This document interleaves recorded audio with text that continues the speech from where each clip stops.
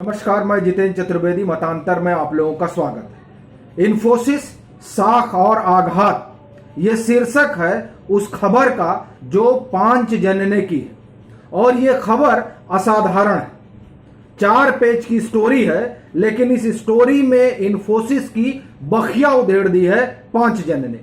और वो जो पोल, जो एक खुला रहस्य था, उसको सबके सामने लाकर रख दिया है कि दरअसल इन्फोसिस कर क्या रहा है। उस पूरी मामले पर हम लोग बात करेंगे। बस आप लोगों से यह निवेदन है कि आप जो है मतांतर को सब्सक्राइब करिए, लाइक करिए और वीडियो को शेयर करिए। अब हम आते हैं इन्फोसिस साख और आघात, इस शीर्षक से जो वो बात कहते हैं, हम लोग अब उस पर आते हैं।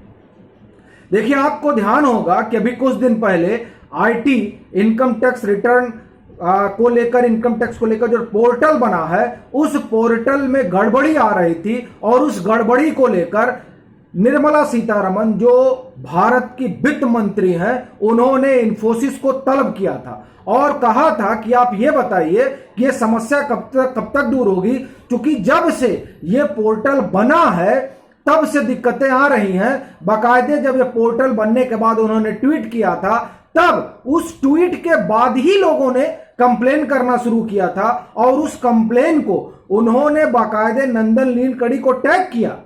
तब नंदन नीलकणी ने यह कहा कि नहीं, इस समस्या का समाधान हो जाएगा। 2 महीने बीत गए, समस्या का समाधान नहीं हुआ और तब निर्मला सीतारमण को तलब करना पड़ा इन्फोसिस के सीईओ को। यह पूरी कहानी आपको पता है। उसी समय कंचन गुप्ता बड़े पत्रकार हैं, उन्होंने एक ट्वीट किया और वो अपने ट्वीट में कहते हैं कि यह पहली बार नहीं है, जीएसटी पोर्टल में भी इन्फोसिस ने यही किया था और यह इनकी आदत बन चुकी है। उस ट्वीट में उन्होंने कहा, मैं आपको पूरा सुनाता हूं, और उसे 5 जन ने भी लिया। वह दूसरा बड़ा प्रोजेक्ट है जिसे इन्फोसिस ने चौपट कर दिया। कंपनी सबसे कम बोली लगाकर ठेके ले रही है, लेकिन या तो उसके पास यह काम करने की क्षमता ही नहीं है या वह इसे ठीक से करना ही नहीं चाहती है। 2 बड़ी विफलताएं मात्र संयोग नहीं हो सकती। यह कंचन गुप्ता 5 जन ने इसे उठाया है, वो उसके हवाले से आपको बता रहा हूं।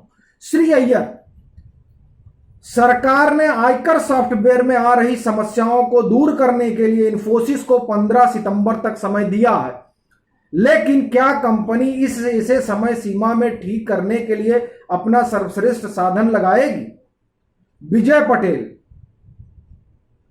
एनआर नारायण मूर्ति के पुत्र रोहन मूर्ति ने हार्वर्ड विश्वविद्यालय में मूर्ति क्लासिकल लाइब्रेरी ऑफ इंडिया की स्थापना कराई। स्वयं को भारतविद बताने वाले अमेरिकी प्रोफेसर शेल्डोन पोलाक को इसका एडिटर बनाया गया है। शेल्डोन पोलाक भारतीय संस्कृति और धर्म ग्रंथों को तोड़ मरोड़ कर प्रस्तुत करने के ईसाई मिशनरी अभियान का बड़ा मोहरा है। यह लाइब्रेरी नई पीढ़ी के ब्रेन वॉशिंग के लिए प्रयोग हो रही है। यह विजय पटेल ने ट्विटर पे लिखा। यह सब 5 जन में लिखा हुआ है। यह पूरी स्टोरी है, मैं उसके हवाले से आपको बता रहा हूं। अब देखिए, ये आरोप इसमें लगाया गया है इन्फोसिस के ऊपर, उसको सुनिए। ये लिखते हैं कि फेक न्यूज फैलाने के लिए बदनाम अल्ट न्यूज को फंडिंग करता है इन्फोसिस। द वायर और स्क्रॉल जैसी प्रोपेगेंडा वेबसाइट को पैसे देता है। इन्फोसिस फाउंडेशन द्वारा शहरी नक्सली को पुरस्कार दिया जाता है। अमेरिकी विश्वविद्यालय में हिंदू विरोधी प्रोजेक्ट के लिए पैसा दिया जाता है।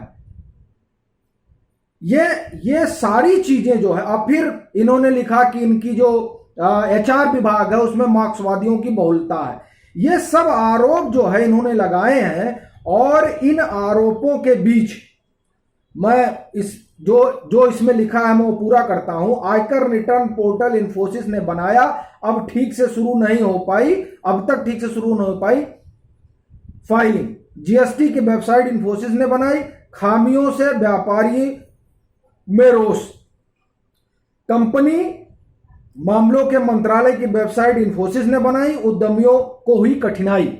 ये सारी चीजें जो है बाकायदे पांच जन ने अपनी रिपोर्ट में लिखी है और इस तरह के गंभीर आरोप लगाए हैं। और इन आरोपों में अगर आप देखिए कि ये जो आरोप हैं वो आरोप कितने संगीन हैं,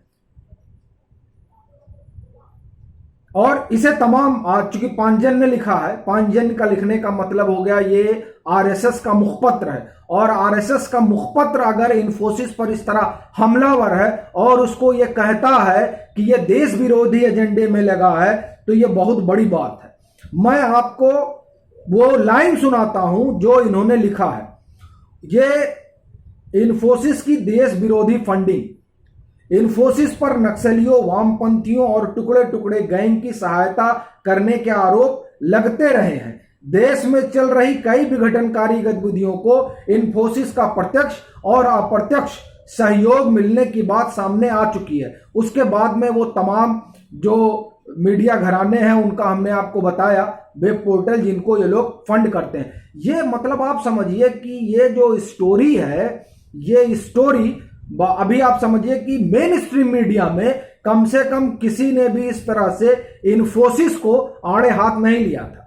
आप देखिए पी गुरुज ने भी इन्फोसिस को लेकर एक स्टोरी की, और वो स्टोरी इसी जीएसटी पोर्टल से जुड़ी हुई है, जिसमें वो पी गुरुज में एक पूर्व आईआरएस अधिकारी हैं उड़ीसा के, और जो बीएचपी से भी जुड़े हुए हैं, उन्होंने बाकायदे आरोप लगाया कि किस तरह जीएसटी पोर्टल के बनाने में गमन हुआ है। और ये रिपोर्ट भी लिखती है कि दरअसल जो नौकरशाही है वो इतनी भ्रष्ट है कि इतनी तमाम खामियों के बाद भी नौकरशाही जब इन्फोसिस पर कोई कार्रवाई करने में विफल रही, तब वित्त मंत्री को जो है उसमें हस्तक्षेप करना पड़ा।